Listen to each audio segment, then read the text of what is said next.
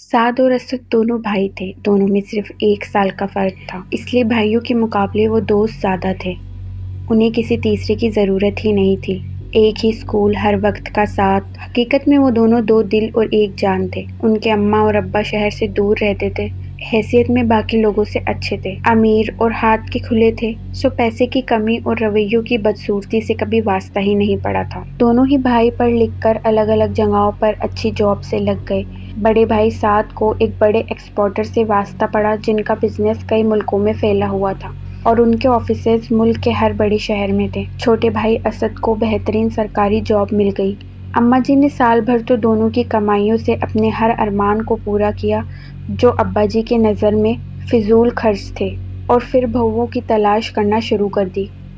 इससे पहले कि साद के लिए कोई लड़की फाइनल की जाती, साद ने अपने बॉस की बेटी के लिए पसंद जाहिर कर दी। इस बात पर अब्बा जी तो बहुत नाराज हुए, पर अम्मा ने बेटे की आंखों के रंगों को जांच लिया था, जिनमें गुजारिश नहीं बल्कि फैसला दर्ज था।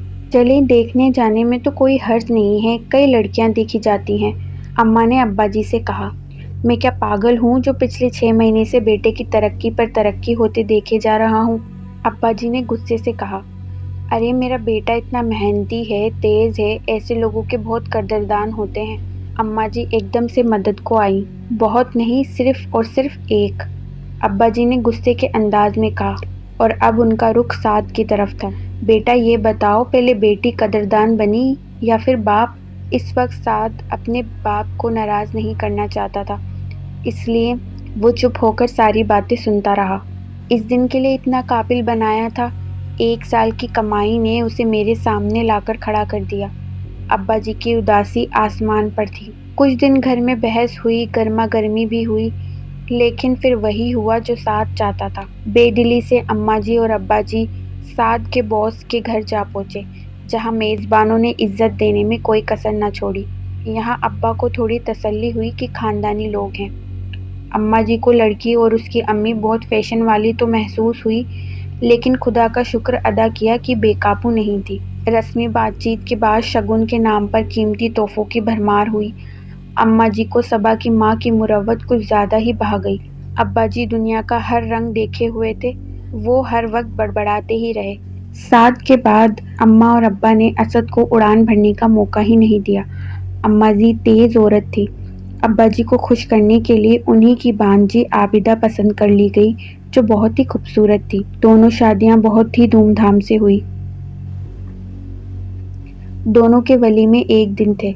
दावतों के सिलसिले के बाद सबा और साद हनीमून के लिए मुल्क से बाहर चले गए, क्योंकि टिकट सबा के माँ बाप की तरफ से थे। इसलिए आबिदा और असद अपने ही शहर में घूम फिर कर आ गए। आबिदा ने आकर घर का काम काज संभाल लिया और सबा ने अपना बेडरूम। दोपहर के खाने से ज़रा देर पहले ही वो उठती, दूध या जूस का गिलास पीकर अम्मा जी और अब्बा जी से गपशप लगाती। दोपहर का खाना खाकर फिर शाम को ही कमरे से निकलती। शाम की चाय बनाकर घर वालों को पिलाती, फिर सज धज के साथ लॉन्ग ड्राइव पर निकल जाती। कभी मायके और कभी होटल से खाना खाकर आती। सबा ज़्यादा काम नहीं करती थी तो तकलीफ भी किसी को नहीं देती थी। अम्मा जी ने बड़ा कंट्रोल किया। सास वाले जज्बात जोर मारते थे। 2 महीने बाद अम्मा जी की बर्दाश्त खत्म हो गई। सबा रूटीन के मुताबिक गपशप लगा रही थी और आबिदा किचन में खाना बना रही थी। तभी अम्मा जी का लहजा ज़रा सख्त हुआ। सबा बहुत हो गई, कभी आबिदा की भी मदद कर दिया करो, और नहीं तो कम से कम साथ को नाश्ता तो बना दिया करो। अम्मा जी, आबिदा को घर के कामों की आदत है, मुझे नहीं, और साद मेरा शौहर है। आप हम दोनों के बीच में ना आए, बल्कि हमारे मामले से दूर ही रहें। अगर आबिदा को नाश्ता बनाना मुश्किल लगता है तो ऑफिस में डैडी साद को नाश्ता करवा दिया करेंगे, और मुझे रोक टोक और ऐसे लहजों की आदत नहीं है। सबा के अल्फाज खराब थे या अंदाज में बदतमीजी ज़्यादा थी, अम्मा जी इस बात का फैसला ना कर सकी। उस दिन सबा ने दोपहर का खाना ना खाया। आबिदा के दस्तक देने पर भी दरवाज़ा ना खुला, मगर रात को साद और सबा हंसते मुस्कुराते रूटीन के मुताबिक लॉन्ग ड्राइव पर निकल गए। अगले दिन भी वही रूटीन था। अम्मा जी ने इत्मीनान की सांस भरी, ऐसे जैसे कुछ हुआ ही ना हो। लेकिन 15 दिन बाद साद का ट्रांसफ़र दूसरे शहर की ब्रांच में हो गया। सबा हंसते मुस्कुराते बगैर लड़ाई झगड़े के दूसरे शहर चली गई। اور اماں کے اندر سناٹے اتر آئے۔ اب عید تہوار پر ہی ملنا ہوتا تھا۔ عابدہ کی 2 بیٹیاں تھیں اور صبا کا ایک لڑکا شایان۔ صبا ہنستے مسکراتے کبھی کبھی عابدہ سے پوچھتی، عابدہ کتنے اسکور کا ارادہ ہے اور کتنا ٹائم درکار ہے؟ عابدہ کو غصہ تو بہت آتا، لیکن اماں جی کی ہدایت تھی کہ میں تمہیں بہت جان سے لے کر آئی ہوں بیٹی بنا کر، کبھی بہو یا دیورانی نہ بننا۔ اس لیے نہ چاہتے ہوئے بھی عابدہ اپنا غصہ جذب کر جاتی۔ صبا ہر بار جاتے ہوئے معافی مانگتی، اگر ہنسی مذاق میں کوئی بات بری لگی ہو تو پلیز مجھے معاف کر دینا، چھوٹی بہن سمجھ کر مذاق کر لیتی ہوں عابدہ۔ چلو جی، قصہ ہی ختم۔ ان باتوں کی وجہ سے عابدہ کی تیسری بیٹی زری ذرا گیپ سے ہوئی اور اس کے بعد فوراً ہی ایک بیٹا ہو گیا۔ اب حالات کچھ ایسے تھے کہ سعد اور اسد کی ملاقاتوں میں بھی لمبا گیپ آنے لگا۔ سعد کا ایک پاؤں ملک میں ہوتا تو دوسرا باہر، لیکن پیار میں رتی بھر فرق نہیں آیا، بلکہ دوری پیار کو اور بڑھانے لگی۔ شایان سعد اور صبا کا اکلوتا بیٹا تھا اور اس میں صبا کے مجاز کا مکمل عکس دکھتا تھا۔ رکھ رکھاؤ سعد کا سا تھا، لیکن ٹھاٹ باٹ خود بخود پیدا ہونے لگی۔ صبا نے شایان کو جو بنانا چاہا وہی وہ بن گیا۔ ابا جی بڑے بیٹے اور بہو اور پوتے سے بہت ہوشیار طریقے سے ملتے تھے۔ اماں ابا دونوں ہی 2-4 بار سعد کی ضد پر ان کے گھر رہنے بھی گئے، لیکن جب اماں جی اور ابا جی کا انتقال ہو گیا تو عید تہوار پر آ کر رہنے والا سلسلہ بھی ختم ہو گیا۔ سعد اپنے بھائی احد سے ملنے تو آتا تھا، لیکن صبا اور شایان کے بغیر۔ صبا کو اگر اپنے سسرال میں کسی سے لگاؤ تھا تو وہ تھی عابدہ کی چھوٹی بیٹی زری، سنہری آنکھوں والی بےحد معصوم بچی۔ ابا اور اماں کے انتقال کے بعد سعد کا انتقال بھی جلدی ہی ہو گیا اور یوں عید کی ملاقاتیں بھی ختم ہو گئی۔ صبا کبھی کبھار موڈ میں ہوتی تو شایان کو اپنے چچا سے ملوانے لے آتی۔ بہت سال گزرنے کے بعد جب عابدہ اپنی 2 بیٹیوں کی شادی کر چکی تھی تو صبا اپنے بیٹے کے ساتھ ملنے آئی۔ صبا میں اب نزاکت کے ساتھ کمزوری بھی شامل تھی۔ شایان جب چچا جان کہہ کر گرم جوشی سے اسد سے ملتا تو چچا کی ساری ناراضگی دور ہو جاتی۔ آپ میں سے ڈیڈ کی خوشبو آتی ہے، آپ کے گلے مل کر یوں لگتا ہے جیسے میں ڈیڈ سے مل رہا ہوں۔ یہ جذباتی جملہ اسد سہ نہ سکے۔ جواب میں انہیں شایان میں سعد نظر آنے لگا۔ اتنے سالوں کا میل دونوں طرف سے رونے کے بعد دھل گیا۔ صبا نے بتایا کہ وہ ہمیشہ کے لیے انڈیا رہنے لگی ہے، مگر شایان اپنے بزنس کی وجہ سے آتا جاتا رہتا ہے۔ بڑی دیر تک ایک دوسرے سے گلے شکوے ہوتے رہے۔ صبا اب بہت بدل چکی تھی۔ بڑھاپے میں انسان ویسے بھی اپنی اصل کی طرف آتا ہے۔ اب وہ مذہبی ہو گئی تھی اور اسد سے نیا تعلق بنانا چاہتی تھی۔ وہ شایان اور زری کی شادی کی خواہش مند تھی۔ عابدہ شک میں تھی کہ اتنے سال بعد ایسی محبت کی بیٹے کی شادی پر تیار ہے، لیکن اسد کے سامنے وہ مجبور تھی، اس لیے جلد ہی بہت دھوم دھام سے شایان اور زری کی شادی ہو گئی۔ زری کی آنکھوں میں چمکتے ستارے سب بہت اچھا ہے کی دعوت دیتے اور شایان اور صبا کا رویہ بھی بہت اچھا تھا۔ ہفتے میں ایک دن شایان زری کو امی کی طرف چھوڑ دیتا اور رات کو لے جاتا۔ اس کے بزنس کے فورن ٹورز بھی چلتے رہتے۔ شایان کا فیوچر میں باہر ہی سیٹ ہونے کا ارادہ تھا۔ دونوں نے آپسی رضامندی سے باہر سیٹ ہونے پر اور فیملی بڑھانے پر اتفاق کیا۔ اب صبا کی حالت دن بدن بگڑتی جا رہی تھی۔ جگر کا کینسر ٹیسٹ سے ثابت ہوا تھا۔ بیماری اب آخری اور لا علاج اسٹیج پر تھی۔ زری جی جان سے صبا کی خدمت کر رہی تھی۔ صبا ہر وقت روتی اور دعائیں کرتی رہتی۔ عابدہ اور سعد جلدی جلدی چکر لگانے لگے۔ صبا ان سے ہاتھ باندھ کر اپنی ہر زیادتی کی معافی مانگتی اور زری سے بھی معافی مانگنے لگتی۔ پہلے تو زری حیران ہوتی کہ میرے ساتھ کیا زیادتی کی ہے آخر انہوں نے۔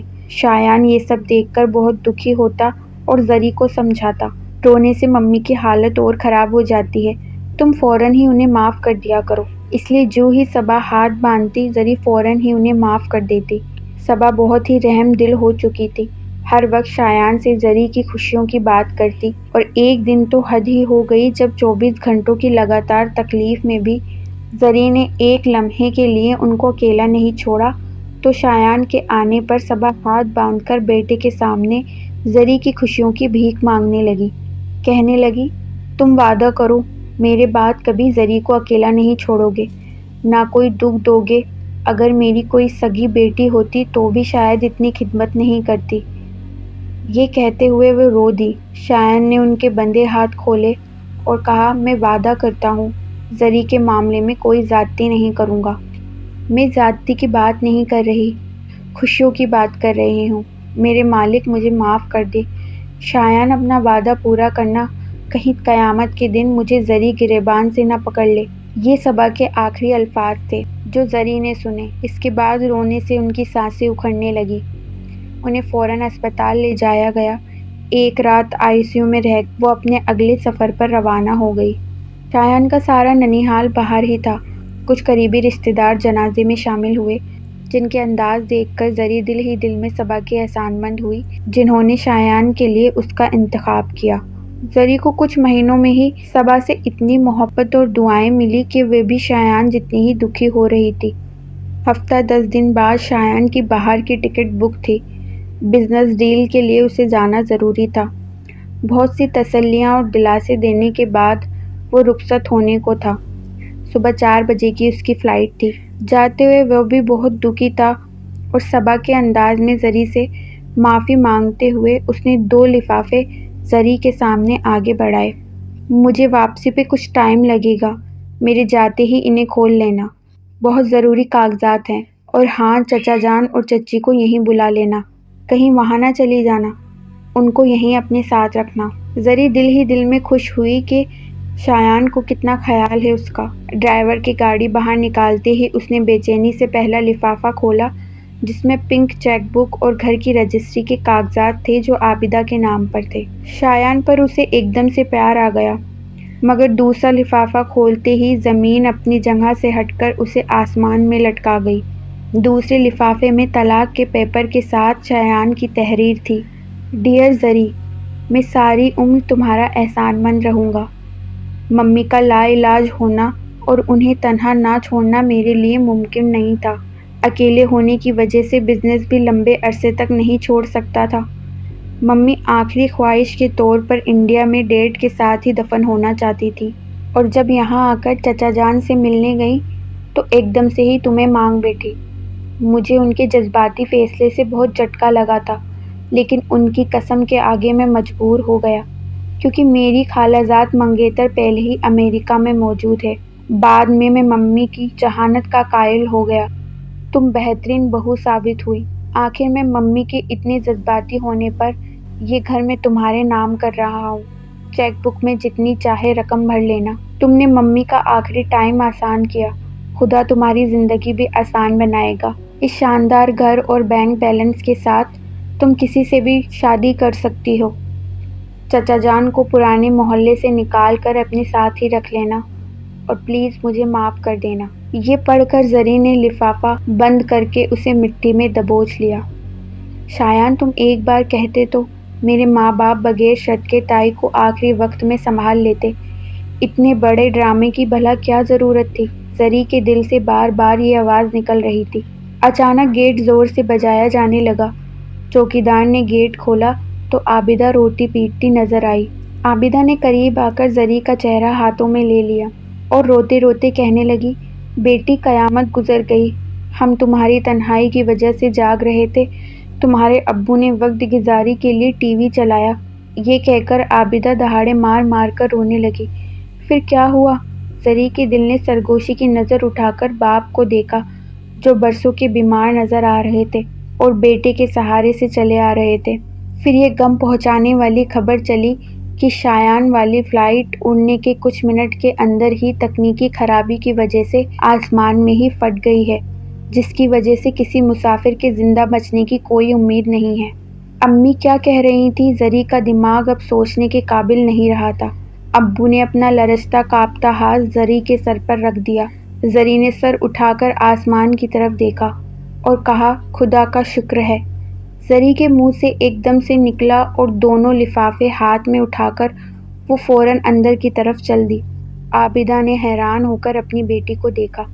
کہاں جا رہی ہو اور یہ کر کیا رہی ہو تم؟ جی، شکر ادا کرنے جا رہی ہوں اپنے رب کا۔ یہ سن کر عابدہ نے ایک دم سے اپنے سر پر ہاتھ مارا۔ میرے مالک رحم کر، میری بیٹی ہوش میں نہیں ہے۔ زری نے اندر جا کے سب سے پہلے گھر کی رجسٹری اور چیک بک الماری میں رکھی، پھر طلاق کے پیپر ٹکڑے ٹکڑے کر کے باتھ روم میں جا کر بہا دیے۔ وضو کر کے باہر نکلی اور رب کے سامنے جھک گئی۔ اے میرے رب، بے شک تو 70 ماؤں سے زیادہ پیار کرنے والا ہے، تو ذرہ برابر کی نیکی بیکار نہیں جانے دیتا۔ تائی جی اور شایان کی بخشش فرمانا۔ اے میرے رب، تیری رحمتیں بے شمار ہیں، بے شک تو عیب چھپانے والا اور پردہ رکھنے والا ہے۔ عابدہ پھٹی پھٹی نظروں سے اپنی بیٹی کو دیکھ رہی تھی، جس کا دماغ صدمے کی وجہ سے خراب ہو چکا تھا، مگر اس کی نظر میں۔ اگر آپ کو یہ ویڈیوز پسند آئی ہے تو پلیز اسے لائک کریے، شیئر کریے اور ہمارے چینل کو سبسکرائب ضرور کریے اور بیل نوٹیفیکیشن کو آن کرنا نہ بھولیں۔